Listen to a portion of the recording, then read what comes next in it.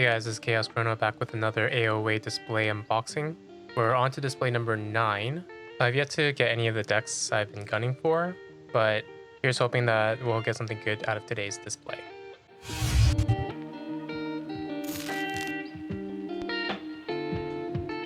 Now, as I speed through the unboxing, as usual, I will plug my team podcast, Team ESP. We only have one season out, but feel free to check it out and see what you guys think. Let us know if there's anything else that you're looking for content-wise. Also, for any of the decks that you see on my videos, they are available on the DOK website. Now, moving on to the first deck, we have Zeta, Slingshot, Acurocurse. It's a Disc, Mars, and Untamed deck. Starting with Amber Generation, we have 14 pips of Amber. Supporting cards include 2 copies of Dust Imp, Misery Exploit, Full Moon, Flaxia, Life Web, Soldiers to Flowers, giving me a total of 22 or more for Amber Generation depending on how well they hit for. For Amber Control, we have Life Web alone with supporting cards like Amber Imp, 2 copies of Shockworm, and Stormcrawler, so just a 1 if that, because it is situational whether or not it can steal. For Artifact Control, we have the 2 copies of Rustnar, which gives me a total of 1. For Creature Control, we have Cull the Weak, 2 copies of Unlock Gateway, Soulkeeper, Tixel Beambuckler, Exterminate, and the Common Cold. Supporting cards include 2 copies of Banish, Collector Worm, and Persistence Hunting, giving me a total of about 7 for Creature Control. For speed, there's nothing that directly impacts Draw, Play, or Archive, so it'll be a 0, but there are supporting cards like 2 copies of Exhume, Regrowth, and Song of the Spring. For highlights, we do have good Amber Generation and Creature Control. Unfortunately, the Amber Control is very limited, if existent at all, and it's got limited Artifact Control. Overall, it's a slow deck with good Amber Control and Creature Control. The lack of Amber Control severely limits this deck's performance though. So overall, I'm going to rate it at about a 55. Deck number 2 is Ykaawh, the Paranoid. It's a Logos, Mars, and Shadows deck. For Amber Generation, we're looking at 12 pips of Amber to start. Then we have the effect of Cutthroat Research, Harvester, Total Recall, Swindle, and 2 copies of Throwing Stars, giving me a total estimated Amber Generation of about 18 or more. For Amber Control, we do have Cutthroat Research and Swindle, and Key Control with Miasma, giving me a total of about 2 for Amber Control. There is no Artifact Control in this deck. For Creature Control, we have Standardized Testing, Carpet Flotsam, Sample Collection, Life for a Life, 2 copies of Throwing Stars, and Whistling Darts, with supporting cards like 3 copies of Agent Human, Shockworm, and Red Planet Raygun. Overall, Creature Control is about a 6. For speed, we have Hex Beyond, Lab Work, Sutterkin, Titan Librarian, 2 copies of ZYX Researcher, Fila the Researcher, 2 copies of Dusk Chronicles, and Perplexing Sophistry, giving me a total of about 10. So overall, the speed is good, and it's got decent Amber Generation, but it's got poor Amber Control, or any control at all. Amber, Artifact, and Creature Control. Interesting parts are the 2 copies of Bad Penny with 2 copies of Throwing Stars, so that provides Throwing Stars with additional targets that they can destroy and net you some Amber. We also have the Life for a Life to go with Bad Penny as well. There's also the Red Planet Raygun with 8 Mars creatures if they stay on the board.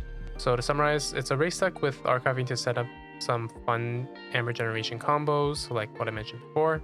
It's lacking Amber Control, so it would have been nice to see a key cheat or 2 to support the race deck kind of playstyle. The Creature Control is also a little lacking, so I'm going to rate this deck at about a 58. The third deck is Norwood, the reportedly Adventurous, the Disc, Mars, and Sanctum deck. For Amber Generation, we're looking at 18 pips of Amber to start, with supporting cards like Misery Exploit, Hecatomb, 2 copies of Mars First, and Martyr's End, giving me a total expected Amber of about 21 or more. In Amber Control, we have Pandemonium, Mars Needs Amber, Obey the Grim, Take Hostages, Doorstep to Heaven, Gatekeeper, and for Keyforge Control, Lash of Book of Dreams, with supporting cards like Surmeros and Barrister Joya, giving me a total of about 7 for Amber Control. For Artifact Control, we do have Gorman Balm, giving us a solid 1. For Creature Control, we have Unlock Gateway, Pain Reaction, 3 Fates, Hecatomb, at least for any opponent disc creatures, Carpet Flotsam, Tixel Beambuckler, and Flotsam Spike, with supporting cards like Shockworm, the Amber Conduction Unit, Stormcrawler, Zorg, and Blinding Light. So overall Creature Control is about an 8. Once again, there's nothing that really impacts speed, but you do have supporting cards like 2 copies of Exhume and 2 copies of Mars First. So speed will be a 0. For highlights, all of the specs except for speed are good in this deck. We have 3 fates with relatively low powered creatures, so it's not too likely to hit our own creatures. We have Doorstep and Gatekeeper for hard Amber Control. We have situational board wipes that are more likely to hit with a low creature count, like the Carpet Flotsam. And we have Pain Reaction, Carpet Flotsam, Tixel with Misery Exploit to spread some damage on the opponent's board. For the bad, obviously the speed is a little lacking. We have 2 copies of Exhume in a low creature count deck with only 3 play effect targets. Tixel being Buckler, Albeit the Grim, and Gatekeeper. We also have 2 Mars First without any reap, fight, or action effects that we can capitalize on from any creature in Mars, other than Zorg and Vesma Thinkdrome, which also has limited applications in this deck. We also have Key Abduction that is less likely to hit with less creatures, and a deck that doesn't have as much burst potential. All in all, it's a well-rounded deck that's lacking creatures for the long game, but has the wipe necessary to maintain control throughout gameplay. So I'm going to rate this deck at about a 68. For deck number 4, we have Umberto Irrelevant Lamocap. It's a Disc, Mars, and Sanctum deck. For Armor Generation, we're looking at 9 pips to start, with Misery Exploit, 2 copies of Xanthix Harvester, and Healing Blast for support, giving me a total of about 13 for expected armor. For armor control, we have Albeit the Grim, Board in the Redeemed, and Take Hostages, as well as Lash of Broken Dreams for key cost control, giving me a total of about 4 for armor control. For artifact control, we have Gorma Von once again, so that's a solid 1. For creature control, we have Direct Removal and Pain Reaction, but the rest of it is in supporting cards like Amber Imp, 2 copies of Spider, Lecter Worm, Zookeeper, Zorg, Blinding Light, 2 copies of Hallowed Shield, Shield of Justice, Hedrous Wall, and 1 Sit Against Many. Giving me a total of about 8, but performance-wise, I personally like the direct removal options more because they're immediate effects and don't require you to maintain the board. But I'll rate it at about an 8 regardless, just with some caveats. For speed, we do have Ykaawh that helps us discard an additional card, which allows us to draw more. And we have supporting cards like Exhume and 2 copies of Proliferator. There's also Disruption with Tesmal and Amber Conduction Unit. So overall speed, I'm going to rate it a 1 for the Ykaawh. For highlights, not too much to talk about in terms of the good. As for the bad, all stats of this deck are relatively low, except for board control, but that's also with caveats. We have Pit Lord without a way to remove it from the board. We have conflicting archive use through the Proliferator and Zookeeper and Collector Worm. We have fight support in a house that only has 3 creatures that doesn't want to fight. And there's no speed to catch up if the board gets wiped, so it takes a long time to kind of recover. Overall, I rarely say it, but it's kind of a bad deck. Because there's a bunch of anti-synergy, it does have a sort of tools to address various things, but it is not the most effective or very board dependent. Overall, I'm going to rate this deck at about a 50. For deck number 5, we have Carlito Tortogod from the Teacher's Palace. It's a Disc, Logos, and Sanctum deck. For Amber Generation, we're looking at 18 pips of Amber once again, with supporting cards like Schuler or Tano that repeats, Cutthroat Research, and 2 copies of Healing Blast, giving me a total of about 20 or more for Amber Generation.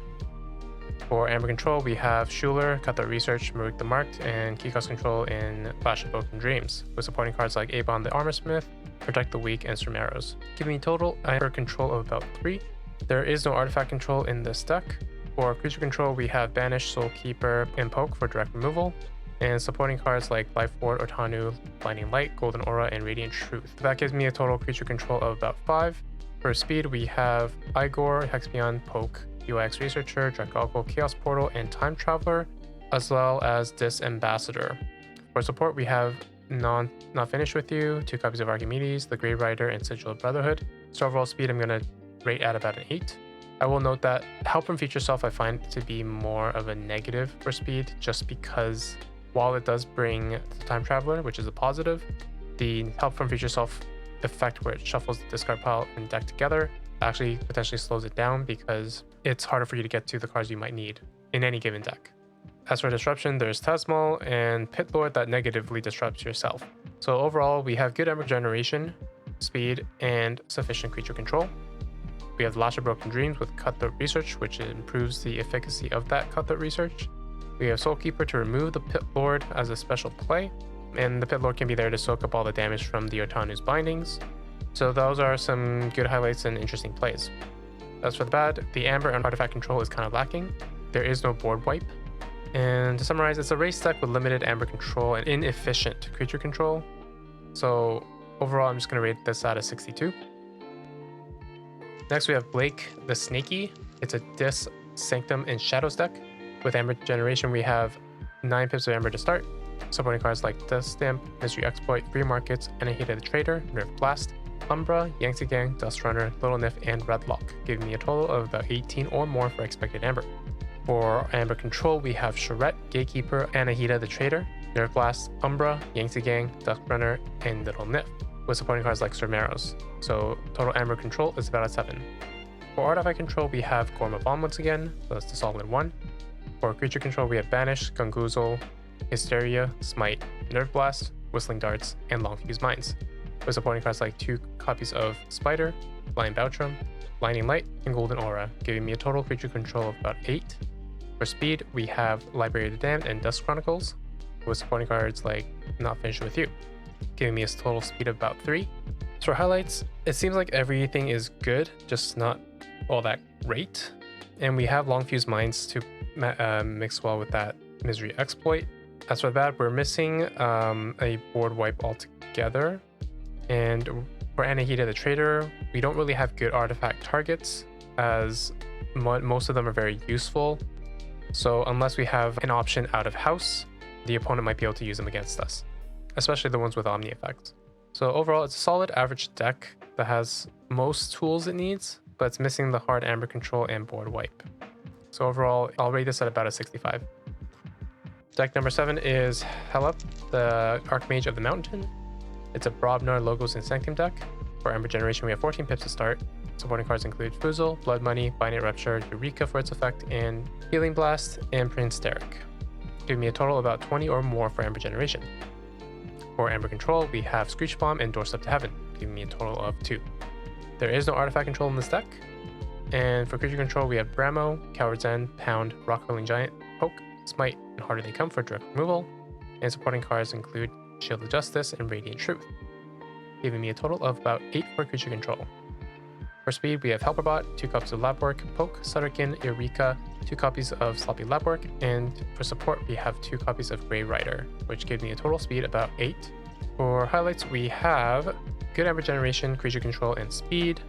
That Helperbot does allow for some interesting interplay combos between houses. As for the bad, we have 4 Amber and artifact control, but the double Grey Rider is interesting, as we can potentially hit that rule of 6 when the opponent doesn't have a board. So to summarize, it's a race deck that needs a bit more Amber control. It's missing some combo pieces like Drummerknot and Interdimensional Graft for Bramo and the Binary Rupture that we see in this deck. Overall, I'm going to rate this deck at about a 65. For deck number 8, we have Slowiwait of the Drummer's Preserve. It's a Logos, Mars, and Untamed deck. For Amber Generation, we're looking at 5 pips of Amber to start, with supporting cards like Harvester, Darna, and Amber Spine Mongrel, giving us a total of about 8 for Amber Generation, which is very low. And we also don't see any Amber Control in this deck, so unfortunately that's going to be a 0. We do have remote access for Artifact Control, giving us a 0.5.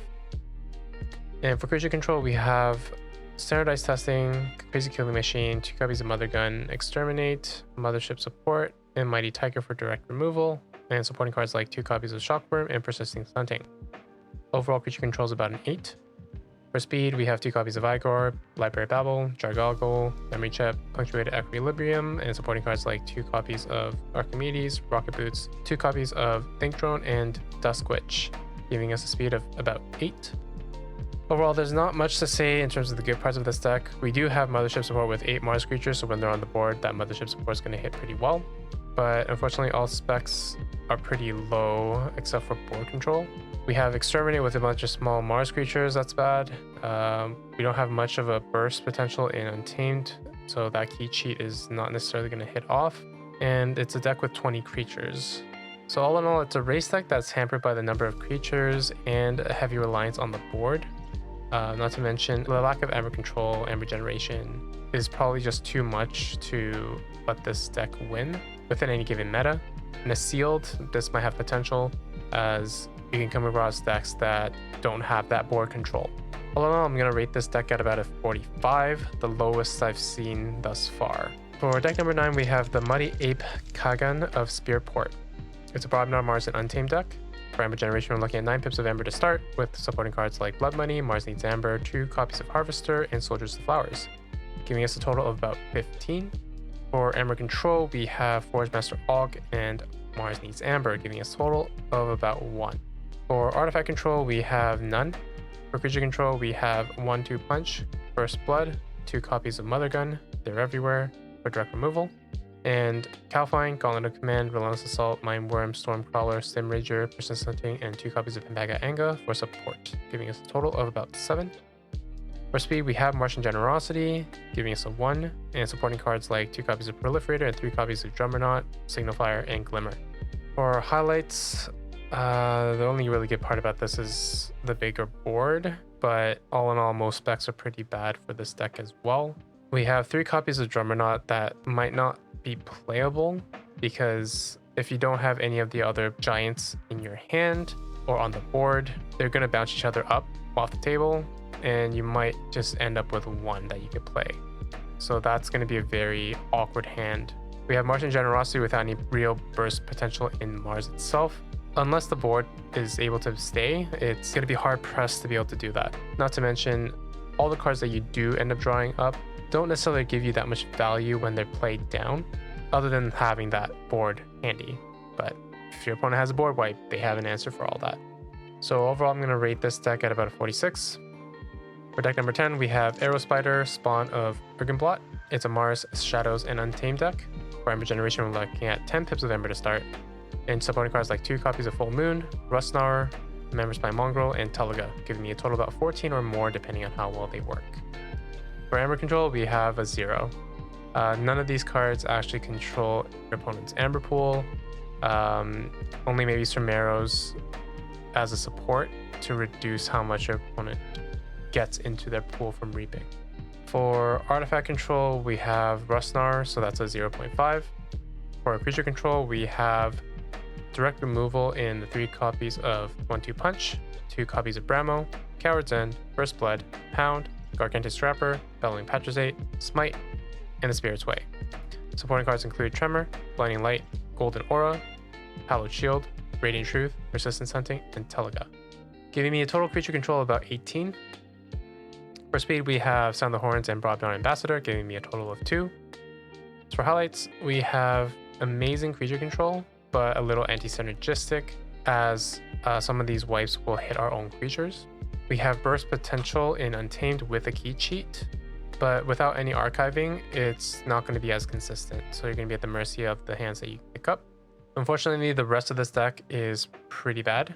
Obviously, no Amber Control and low numbers for everything else. For a deck that wants to play the long game, you really need some Amber Control to get there. Otherwise, your opponent's just going to be consistently forging keys and you can't do anything about it. Another interesting piece of this deck is the Epic Quest with 4 Knights. So that's always fun. But again, it's a relatively slow key cheat that doesn't necessarily hit that well. All in all, it's a slow deck that can't hold back the opponent. It could put up a fight if the opponent's deck depends on the board, but any fast, high pip deck would destroy this one. So overall, I'm going to rate this deck at a 48. For deck number 11, we have Etherend, O'Doul, the Solitary, and Moldy. Gross. It's a Broadbound Mars and Shadows deck. For Ember Generation, we have 11 pips of Ember to start. We have supporting cards in the War Chest, Mars Needs Amber, 2 copies of Rani, Umbra, Yang, and TMTP, or Too Much to Protect, giving us a total of about 18 or more for Amber Generation. It's probably going to be more than that, but just being a bit conservative.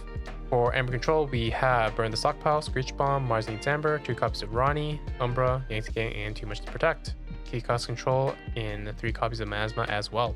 So that gives us a total of about 10 for Amber Control. Once again, there is no Artifact Control in this deck. For Creature Control, we have 2 copies of Carpet Flotsam, Mother Gun, Containment Field, Exterminate, Orbital Bombardment, Custom Virus, and Lethal Distraction for direct removal. For support, we do have the 2 copies of Into the Fray, Tremor, and Shockworm. So overall, I'll rate it about an 8, but it's kind of situational, so there's a bit of a caveat for that. For speed, there isn't anything that affects speed directly in terms of draw, play, and archive, so that'll be a 0. However, we do have supporting cards like the Proliferator and Mars First. For highlights, we have good Ember Generation and Control with situational creature control. Within Shadows, we have 3 copies of Miasma with the Too Much to Protect and the 2 Rani, so that's always a great combination of Shadows cards to see. We have good fighters in Bribnar, which synergizes well with Into the Fray and the War Chest for some extra generation. We have Proliferator and Mars First that helps us bring back important Mars cards, which is probably the Mars Needs Amber in most cases, or the Orbital Bombardment. We have Custom Virus that can purge unwanted cards like our Bad Penny, that's going to be useless in this deck, to help maybe destroy a bunch of human creatures, let's say Sanctum. And we have a low creature count, which is better consistency for the Carpet Flotsams, as that's really only going to trigger when you don't have much of a board. As for the bad, we don't have any artifact control and not much speed. So all that Amber control is definitely necessary for this deck to run well. So overall, it's a deck with a great shadow set and potential combos for Amber generation. And I'll rate this deck at about a 68. For deck number 12, final deck, we have Baba Q Senbot. It's a Mars, Shadows, and Untamed deck. For Amber generation, we're starting with 12 pips of Amber. We have supporting cards in Mind Warper, Harvester, Furtive Investors, Nerf Blast, Swindle, Ykaawh Gang, Bren the Fanatic, Dusk Runner, Darna, Full Moon, and Lifeweb, giving me a total of about 20 or more for Amber generation. For Amber control, we have Mind Warper, Nerf Blast, Swindle, Ykaawh Gang, Bren, Dust Runner, and Lifeweb, with Miasma for key control, giving me a total of about 6. Once again, there is no artifact control in this deck.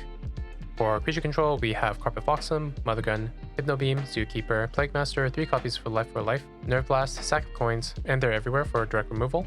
Supportive cards include 2 copies of Collector Worm, No Drone, and Persistence Hunting. Overall creature control, I'm going to rate about a 12. For speed, we have just the No Drone, giving us speed of 1, with supporting cards like Mars First, Dust Switch, and Song of Spring.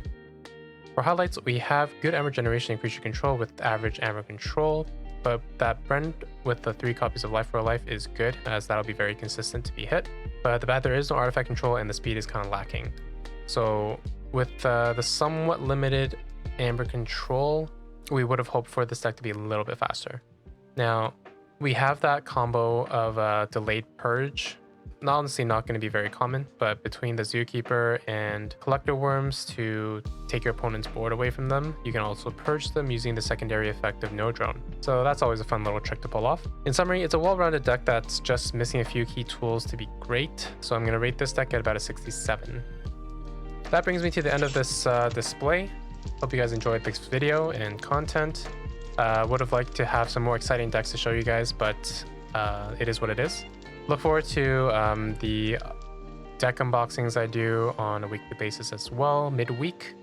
Right now, I'm just working on the last bit of the Call of the Archons display, but after that is going to be the Mass Mutations. So that's probably going to be the more enjoyable content, exciting content to see, especially with those enhancements, right? With that being said, thank you guys for watching. If you guys have any suggestions, comments, please feel free to leave them down in the section below. And with that, as always, be kind and happy forging.